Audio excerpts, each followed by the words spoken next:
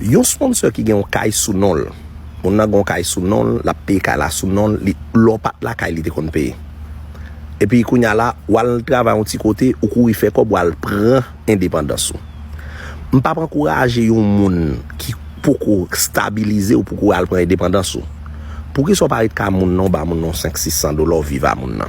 Obligé courir ou aller. Ou ka moun nan ou pas payer bill ka moun nan. Ou manger, ou boire, ou dormir. Ou pas l'on côté moun nan bo ou libre. Ça veut dire ou côté ou pas le faire. Parce que bon me dire nou bagay. Ou est si gen nan nou te vin là, nou te grateful, nou te rete ka sponsor nou.